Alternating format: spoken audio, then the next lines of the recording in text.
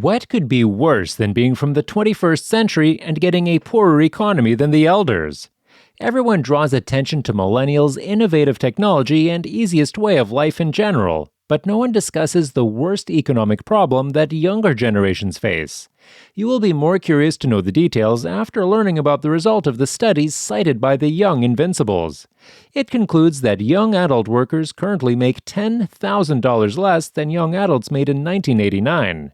Future generations will have a gloomy future if the earnings ratio of young people continues to decline, as you and we can both see.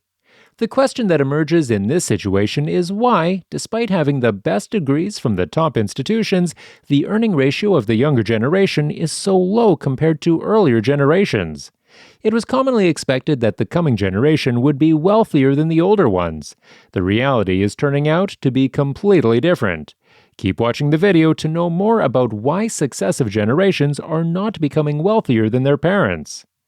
It's getting harder for the younger generation to hunt for a job or think of a stable career with healthy savings. The world is better with the wealthiest development than at any point in the future.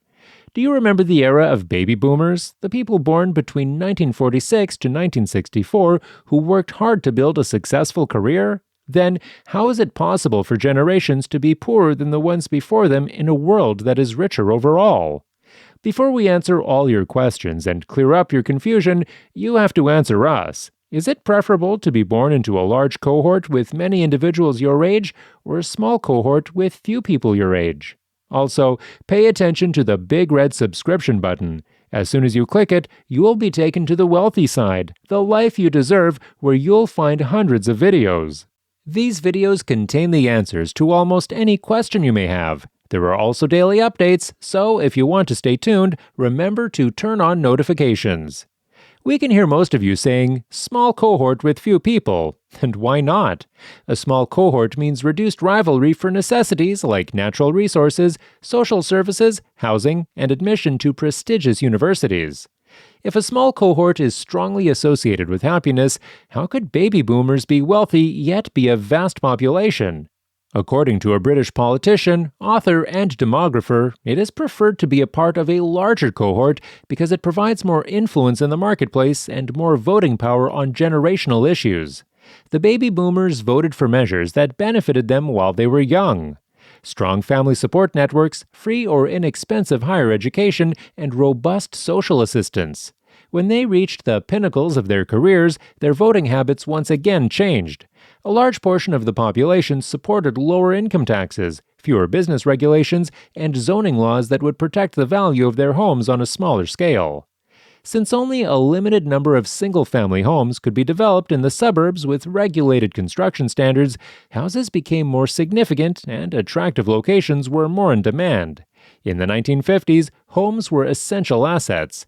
It wasn't very expensive to build homes, as a significant part of expenditure was the construction of buildings. It wouldn't be wrong to say that cars at that time were more costly than homes. Looking at the generation after 50 years of boomers, houses are considered significant investments. Boomers adopted the strategy of voting to favor themselves. This provided them with retirement benefits, medical facilities, pension schemes, and the removal of additional taxes. There are significantly fewer people who vote for the well-being of others, but, on the whole, it is simple to discern this tendency over the past 50 years in the majority of modern nations. We would like to mention here the example of the 2019 federal election in Australia, in which a policy choice that would effectively lessen the tax efficacy of Australian retirement funds was decided. Due primarily to elderly Australian voters, the party that favored maintaining the advantageous tax arrangement ultimately won.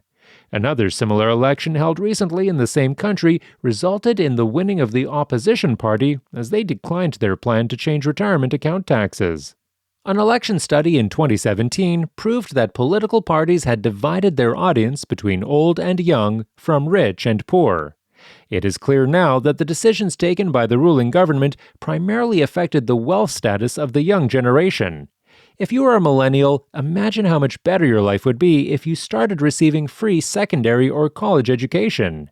The second significant point to take into account is that even with everything else being equal, this would be the difference that many young people need to be able to place a deposit on a property. The housing division is another thing that gave baby boomers another advantage over successive generations. It's not a tiny issue like they were able to buy cheaper houses, yet it symbolizes a more significant issue. Baby boomers were a vast population in a small world. They had colossal voting powers with almost no competition.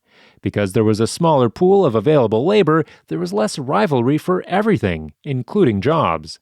Women had a meager labor force participation rate, which decreased the number of workers available and, consequently, their bargaining power. However, it also meant that domestic responsibilities were typically handled, reducing household spending on childcare, food, and general maintenance. The incomes were huge as compared to the expenditures at that time. The higher interest rate back then couldn't even stop boomers from buying a house. They happily invested in the houses for the accounts, giving them a 10% interest rate every year. The higher interest rates also ensured that house prices never got too high. The purpose of focusing so much on houses is because houses are significant for spending life, but they are unproductive. Real estate is somewhat unusual as an asset because it doesn't create anything of value. You can use your house for living or a rental source of income, but it doesn't make you anything standing on a piece of land. In the modern era, investments like cryptocurrencies that don't generate any value are available, but their market is extremely small compared to the global real estate industry. Suppose the price of Bitcoin reaches $1 million. In that case, it will be excellent for those who invested in it. It may have a little ripple effect on other markets as individuals withdraw their money to purchase whatever the crypto millionaires buy. Still, it won't send anyone out on the streets. Housing affordability has the power even to slow down economies.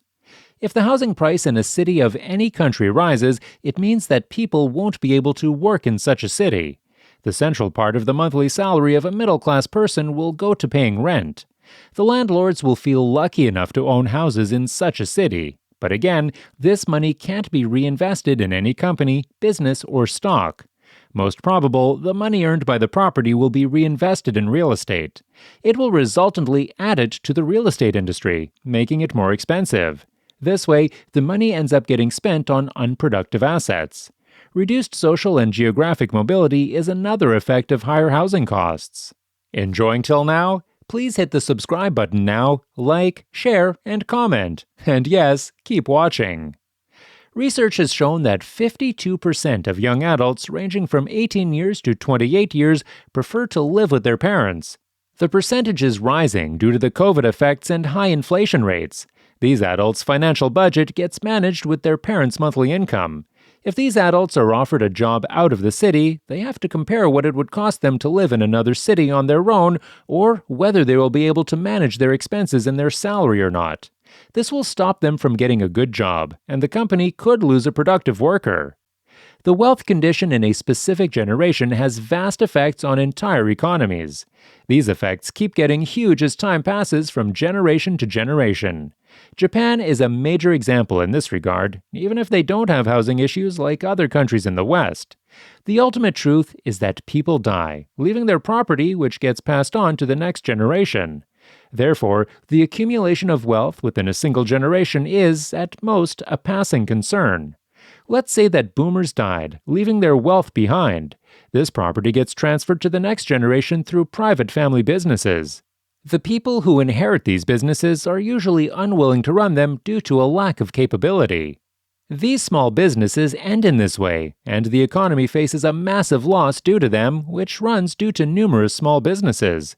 It would be good if the inheritors of the private businesses sold them to someone willing to run them.